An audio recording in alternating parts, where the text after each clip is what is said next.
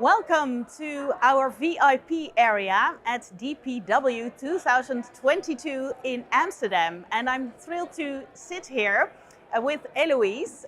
Elouise from Carney. Welcome to this special area. Thank you. I'm very happy to be here. Yes, and you're actually in between two presentations, so we grabbed you from the stage to sit here and talk about your two books, actually. Yes. Yes. So but let's first start about your company, because you're working at Carney. So how is Carney related to digital procurement? So Carney is a global management consulting firm, and we are really strong in procurement. We like to say we invented it back in the late 80s, early 90s. We own a lot of patents on strategic sourcing and other relevant materials. Fast forward to 2016, 2017, I started to sense a trend and change in the industry around digital procurement, and I staked a very early claim about how the future of procurement would change around digital. And I got very popular with it. It took off. It was the right time, the right message at the right place. And so I kind of shot out. The good news is I shot out as a thought leader ahead of everybody else, but I also bet my whole career on it. So it was a really risky move. And so it turned out to be very much, again, the right time, because Matthias created DPW shortly thereafter. A lot of venture capital, there's the same time venture capital put a lot of money in, and the industry and the profession was just ripe for a change. Wow, you are in the middle of it. That's awesome. I better to be lucky than good. Yes. So, as a thought leader, you have written a book that was published last year. Yep. What was this book about? So this book was about how to do a digital transformation in procurement. And I spent the first part of the book talking about our failures and sort of excising the failures and saying, okay, fine. And then, so we get that out of the way. And then we talk about what's this future vision? How do we do this? And then I talk about the business case and really get into what's the value of doing this. And then I conclude with, I asked a very simple question: is this real? Is all of this digital procurement real? So I did case studies, 3 case studies on 3 clients using this technology. And the results were very, very interesting.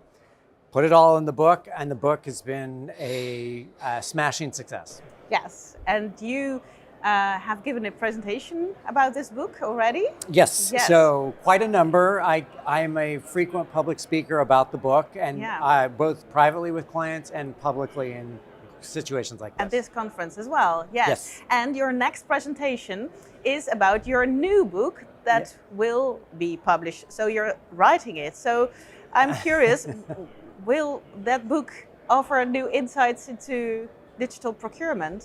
Yes. Yes. What is it about? So my new book is what happens after you do the digital transformation. So you spend all this time and money doing a digital transformation. Now what? And really, a lot of the digital transformation is focused on the technology. And so my argument is that we need to work on the talent and the people and upskilling and changing how we operate and the skills that everybody has.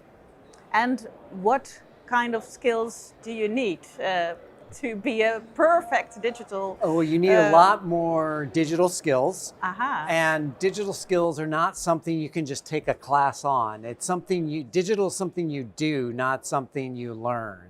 And so you have to be motivated. You have to understand the learning process, which involves a lot of failure.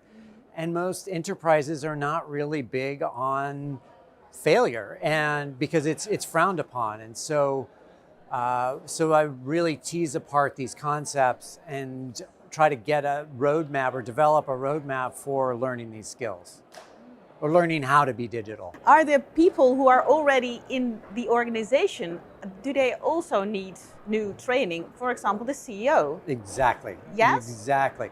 And so in my world, I work very, in supply chain and procurement. So to me, the heads of supply chain and the chief procurement officers need this as much as every employee in their organization. So it's a top and a bottom, everybody in between. If we look at the world, it's a turmoil. Yes. There's so much happening with the global warming and the pandemic and the crisis, and that must affect procurement as well. Exactly. And in fact, the title of my book was Trade Wars, Pandemics, and Chaos. How Really? how digital procurement enables business success in a disordered world. So that was my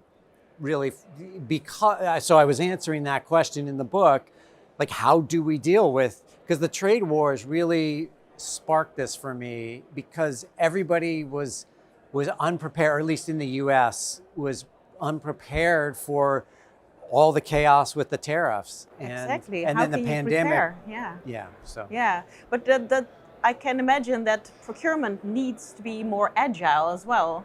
exactly a point in my book. Oh, because right. I didn't exactly. read it. I'm sorry. Yeah, no. Well, no, it's all. But yeah, you have to be more agile, and you Yeah. have to really do you have to do agile for procurement, not agile for agile's sake. Do you have more case studies? I can imagine you will meet a lot of new people here at this conference to help with your book. Yeah, so my new book has new case studies. In fact, I'm over here in Europe. Next week, I'm going to interview a client, and so I can build their case study. And there's just a lot of case studies to be written. And I also am a futurist, so I'm working forward of what are we not doing today that we should be doing. Can you say something about it? Yeah.